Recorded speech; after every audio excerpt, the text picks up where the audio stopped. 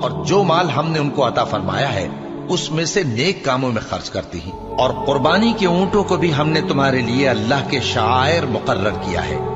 ان میں تمہارے لیے فائدے ہیں، تو قربانی کرنے کے وقت قطار باندھ کر ان پر اللہ کا نام لو، پھر جب پہلو کے بل گر پڑے تو ان میں سے کھاؤ،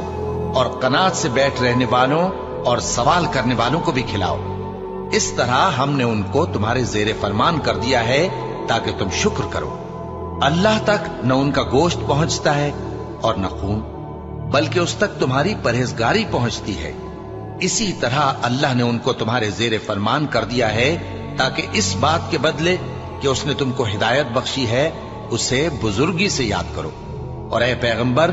نیکوکاروں کو خوشخبری سنا دو۔ اے اہل ایمان، جو پاکیزہ چیزیں ہم نے تم کو عطا فرمائی ہیں ان کو کھاؤ،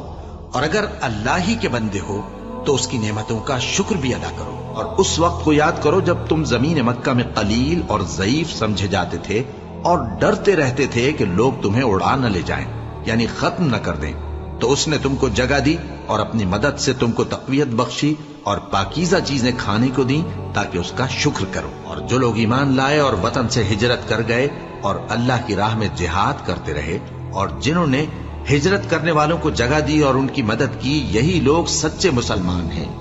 ان کے لیے اللہ کے ہاں بخشش اور عزت کی روزی ہے۔ کہو کہ اے اللہ، اے بادشاہی کے مالک، تو جس کو چاہے بادشاہی بخشے اور جس سے چاہے بادشاہی چھین لے، اور جس کو چاہے عزت دے اور جسے چاہے ذلیل کرے۔ ہر طرح کی بھلائی تیرے ہی ہاتھ ہے، اور بے شک تو ہر چیز پر قادر ہے۔ تو ہی رات کو دن میں داخل کرتا اور تو ہی دن کو رات میں داخل کرتا ہے، تو ہی بے جان سے جاندار پیدا کرتا ہے اور تو ہی جاندار سے بے جان پیدا کرتا ہے،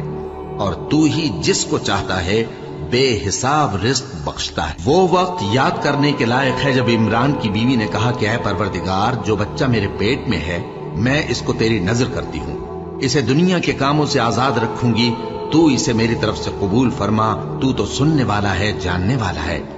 پھر جب ان کے ہاں بچہ پیدا ہوا تو کہنے لگی کہ پروردگار، میرے تو لڑکی ہوئی ہے، جبکہ اللہ خوب جانتا تھا جو ان کے ہاں ولادت ہوئی تھی، اور نہ ہوتا لڑکا مانند اس لڑکی کے۔ اور کہنے لگی میں نے اس کا نام مریم رکھا ہے، اور میں اس کو اور اس کی اولاد کو شیطان مردود سے تیری پناہ میں دیتی ہوں۔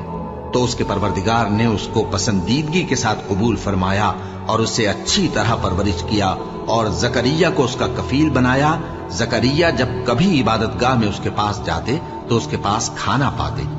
یہ کیفیت دیکھ کر ایک دن مریم سے پوچھنے لگے کہ